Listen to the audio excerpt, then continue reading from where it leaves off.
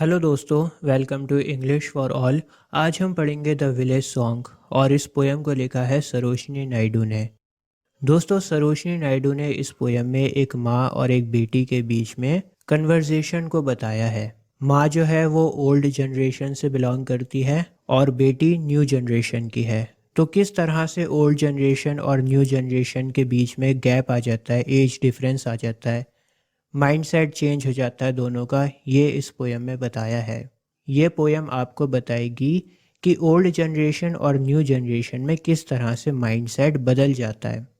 दोस्तों, इस पोयम में एक बूढ़ी माँ है जो अपनी जवान बेटी की जल्द से जल्द शादी करवाना चाहती है।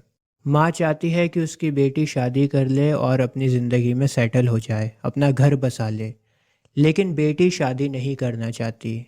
बेटी इन रीति रिवाजों की डोर में नहीं उलझना चाहती। वो तो अभी ज़िंदगी को जीना चाहती है और बहुत कुछ एक्सप्लोर करना चाहती है, बहुत कुछ देखना चाहती है अपनी ज़िंदगी में।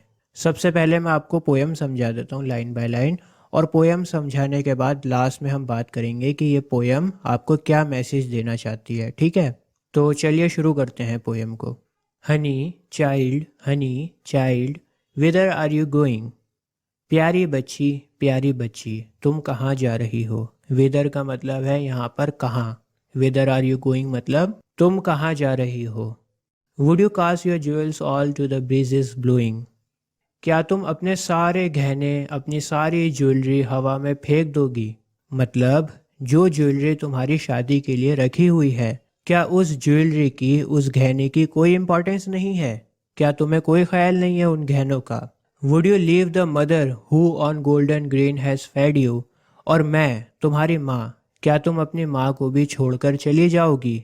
जिस माँ ने तुम्हें सोने की कीमत जितना अनाज खिलाया है, क्या तुम उसे भी छोड़कर चली जाओगी? गोल्डन ग्रेन से यहाँ पर मतलब है कि बढ़िया उम्दा खाना। तो इस लाइन का मतलब है कि क्या तुम अपनी माँ को भी छोड़कर चली जाओगी, जिस माँ ने तुम्हारा इतना ख्याल रखा, तुम्हें इतना बढ़िया खाना खिलाया।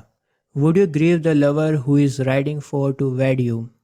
और क्या तुम उस लवर को भी दुखी कर दोगी जो लवर तुमसे शादी करने के लिए आ रहा है घोड़े पर बैठकर? तुम्हारा लवर जो घोड़े पर बैठकर आएगा तुमसे शादी करने के लिए, क्या तुम उसे भी दुखी कर दोगी? दोस्तों, इस स्टैंजा में एक माँ अपनी बेटी को रोक रही है। बेटी शादी नहीं करना चाहती, बेटी दुनिया को घूमना चाहती है, बहुत सारी चीज़ें देखना चाहती है। लेकिन उसकी माँ उससे सवाल करती है कि प्यारी बेटी, तुम कहाँ जा रही हो? ज़रा देखो अपने गहनों को जो शादी के लिए रखे हैं। क्या तुम्हें इन गहनों का कोई ख्याल नहीं है? क्या तुम्हें अपनी माँ का कोई ख्याल नहीं है? क्या तुम अपनी माँ को छोड़कर चली जाओगी जिस माँ ने तुम्हारा इतना ख्याल रखा? और क्या तुम्हें अपने लवर का भी ख्याल नहीं है? क्या तुम अपने लवर का भी दिल तोड़ दोगी जो लवर तुमसे शादी करने के लिए घोड़े पर बैठ कर आ रहा है? तो ये सवाल थे एक माँ के। नेक्स्ट स्टैंजा में इन सवालों के जवाब देगी बेटी। तो बेटी क्या कहती है देखते हैं। Mother mine, to the wild forest I am going, where upon the champa boughs the champa birds are blowing. दोस्तों, बेटी कहती है, मेरी माँ, मैं उस जंगल में जा रही हूँ जिस जंगल में चंपा की टहनियों पर चंपा की कलियाँ खिल रही हैं। Where upon the champa boughs the champa birds are blowing का मतलब है कि थोड़ा सा देखो यहाँ पर ना घुमा कर का है, यहाँ पर सीधा सीधा नहीं कहा, थोड़ा सा कंफ्यूजिंग लग सकती है आपको, थोड़ा घुमा कर का है। इस लाइन का मतलब है कि चंपा की टहनियों पर चंपा की कलियां खिल रही हैं। चंपा एक फूल होता है, और अगर टहनियाँ चंपा की हैं तो भाई कलियां भी चंपा की होंगी। नहीं समझे? देखो, अगर आम का पेड़ है तो उस पर आम निकलेगा, सेब का पेड़ है तो उस पर सेब निकलेगा, संतरे का पेड़ है तो संतरे निकलेगा। तो जिस तरह से चंपा की टहनियाँ हैं वहाँ पर चंपा की कलियाँ तो निकलेंगी। ठीक है, चंपा की टहनियों पर चंपा की कलियाँ खिल रही हैं। To the koel haunted river isles where lotus lilies glisten. माँ, मैं उस जंगल में जा रही हूँ जहाँ पर कोयल गीत गाती है और कमल की कलियाँ चमकती हैं। कोयल की आवाज़ बहुत मधुर होती है, और जो लोटस होता है ना, फ्लावर, लोटस फ्लावर को कहते हैं, पता होगा आपको, तो वो भी बहुत अच्छा लगता है दिखने में। तो उस जंगल में कोयल गुनगुनाती है और कमल की कलियां चमकती हैं। The voices of the fairy folk are calling me, O listen. और उस जंगल में परियां पुकारती हैं। दोस्तों इस स्टैंजा में बेटी अपनी माँ को कन्विंस कर रही है कि माँ, ऐसी जगह पर मैं जा रही हूँ जो बहुत खूबसूरत है और वो जगह मुझे बहुत पसंद है और मैं वहाँ बहुत खुश रहूँगी। अब देखो माँ क्या कहती है दोबारा से।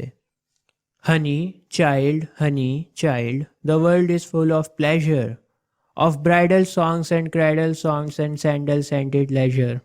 दोस्तों अब माँ अपनी बेटी को कन्विंस करेगी।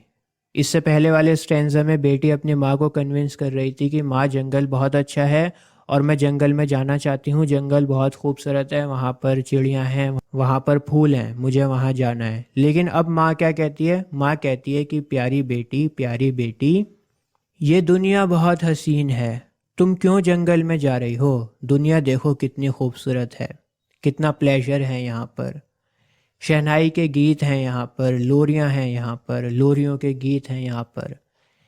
क्रैडल कहते हैं जिसमें बच्चा सोता है ना, उसको कहते हैं क्रैडल। तो जब माँ अपने बच्चे को गीत गाकर सुनाती है उसको कहा गया है क्रैडल सॉन्ग, उसको लोरी कहते हैं। तो कहने का ये मतलब है कि तुम्हारी शादी होगी, बच्चे तुम्हारे होंगे, कितना खुश रहोगी तुम, ये दुनिया खुशबू से भरी हुई है। दरअसल दोस्तों माँ जो है ना, वो मटेरियलिस्टिक चीज़ों के पीछे खुशियों को ढूंढ रही है। मटेरियलिस्टिक मतलब फिजिकल कंफर्ट। माँ अपनी बेटी को सज धज कर दुल्हन बना हुआ देखना चाहती है, रीति रिवाजों में खुशी को ढूंढ रही है।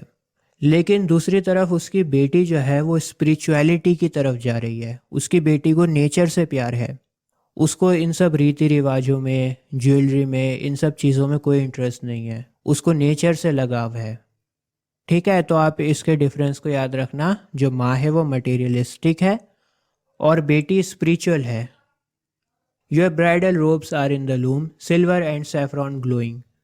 लूम दोस्तों एक मशीन होती है, कुछ इस तरह की होती है, आपकी स्क्रीन पर आ रही है, और इस मशीन से कपड़े बनाए जाते हैं। तो इस मशीन को कहते हैं लूम। दोस्तों माँ बोल रही है इस लाइन में कि तुम्हारी शादी के चांदी और केसरी रंग के चमकते हुए कपड़े बस बनकर तैयार होने वाले हैं। तुम्हारी शादी के लिए कपड़े जो कि चांदी और केसरी रंग से चमक रहे हैं वो बस बनने ही वाले हैं। Your bridal cakes are on the hearth, O whither are you going. और तुम्हारी शादी के लिए केक भट्टी पर पक रहा है, वो भी तैयार होने वाला है। तुम्हारी शादी का केक भी बस तैयार होने वाला है, पक रहा है। दोस्तों इस स्ट्रैंजा में माँ दोबारा से अपनी बेटी को समझा रही है कि दुनिया बहुत हसीन है और अब तुम्हारा वक्त आ गया है कि तुम शादी कर लो। हर चीज़ रेडी है शादी के लिए, तुम्हारा केक रेडी है, तुम्हारी ड्रेस रेडी है, तुम्हारी ज्वेलरी तैयार है, तो अब तुम कहाँ जा रही हो सब कुछ छोड़कर? The bridal songs and the cradle songs have cadences of sorrow. ये लास्ट स्ट्रैंजा है इस पोयम का, और बेटी अपनी माँ से बोलती है कि माँ, इन शादियों के गीतों में और इन लोरियों के गीतों में दर्द है। अपनी माँ को समझा रही है कि इन रीति रिवाजों में कोई खुशी नहीं है माँ, मैं खुश नहीं रह पाऊंगी ये सब करके। The laughter of the sun today, kind of dead tomorrow.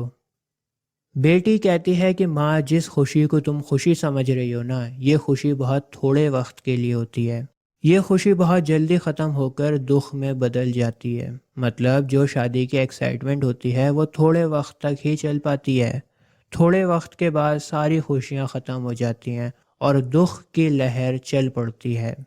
दोस्तों मटेरियलिस्टिक हैप्पीनेस शुरुआत में तो बहुत अच्छी लगती है, हम सब बहुत एक्साइटेड होते हैं, लेकिन धीरे धीरे वो खुशी ख़त्म हो जाती है। लेकिन स्पिरिचुअल हैप्पीनेस जो होती है ना, वो कभी ख़त्म नहीं होती, कभी नहीं होती ख़त्म, बल्कि स्पिरिचुअल हैप्पीनेस और भी ज़्यादा बढ़ती चली जाती है। अगर आपको प्यार होगा पैसों से, आईफोन से, जूतों से, नए कपड़ों से, अगर इन सब मटेरियलिस्टिक चीज़ों से अगर आपको प्यार होगा तो आपकी खुशी ज़्यादा दिनों तक नहीं टिक पाएगी। ये खुशी ऐसी होती है जो कभी ख़त्म नहीं होगी। अगर आप एक गाड़ी खरीदोगे तो आपका मन करेगा कि मैं इससे भी बढ़िया गाड़ी खरीदूं। अगर आप आज 1 लाख रुपया कमा रहे हो तो आपका मन करेगा कि मैं 10 लाख कमाऊं। 10 लाख कमाओगे तो मन करेगा 1 करोड़ कमाऊं। ये खुशी कभी ख़त्म नहीं होती। तो बेटी यही समझा रही है कि माँ, ये सब मटेरियलिस्टिक चीज़ें हैं, ये शुरुआत में तो बहुत अच्छी लगती हैं, हम सब बहुत एक्साइटेड होते हैं स्टार्टिंग में, लेकिन थोड़े वक्त के बाद ये खुशी सारी ख़त्म हो जाती है। Far sweeter sound the forest notes where forest streams are falling. दोस्तों यहाँ पर जो है ना कंपैरिजन हुआ है, देखो यहाँ पर लिखा हुआ है स्वीटर, ये कंपेरेटिव डिग्री है। अगर आपने एडजेक्टिव्स पढ़े होंगे तो आपको पता होगा, जब हम कंपैरिजन करते हैं किसी चीज़ से तो फिर हम सेकंड डिग्री कंपेरेटिव डिग्री को यूज़ करते हैं। तो स्वीटर लिखा हुआ है, इट मीन्स यहाँ पर कंपैरिजन हो रहा है। और कंपैरिजन किससे हो रहा है ये मैं आपको थोड़ी देर में बताता हूँ। पहले इस लाइन का मतलब समझो। इस लाइन का मतलब है कि जंगलों में झरनों से पानी के गिरने की आवाज़ कई ज़्यादा मधुर है शहनाई में बजने वाले गीतों से। याद है आपको पिछले वाले स्ट्रेंजा में माँ ने कहा था कि दुनिया बहुत अच्छी है क्योंकि यहाँ पर शहनाई के गीत हैं, लोरियों के गीत हैं। तो बेटी यहाँ पर रिप्लाई कर रही है और कहती है कि माँ, शहनाई और लोरियों के गीतों से कई ज़्यादा बेहतर है झरनों के गिरने की आवाज़। झरने से जो पानी गिरता है उसकी आवाज़ बहुत अच्छी है लोरियों से, बहुत अच्छी है शहनाई के गानों से। O mother mine I can not stay the fairy folk are calling. माँ, मेरी माँ, मैं नहीं रुक सकती, मुझे जाना होगा, परियां मुझे बुला रही हैं। तो देखा आपने कितनी खूबसूरत पोयम है। आपको क्या लगता है किसका माइंडसेट सही है? एक माँ का माइंडसेट सही है जो अपनी बेटी को सेटल होता हुआ देखना चाहती है, उसकी शादी करवाना चाहती है और उसका घर बसता हुआ देखना चाहती है, या फिर एक बेटी का माइंडसेट आपको सही लगता है जो अभी दुनिया को घूमना चाहती है, चीज़ों को एक्सप्लोर करना चाहती है, स्पिरिचुअलिटी की तरफ जाना चाहती है और इन रीति रिवाजों के धागों में उलझना नहीं चाहती? आपको क्या लगता है कौन सही है? मुझे कमेंट्स में लिखकर ज़रूर बताना। आज के लिए बस इतना ही। जय हिंद।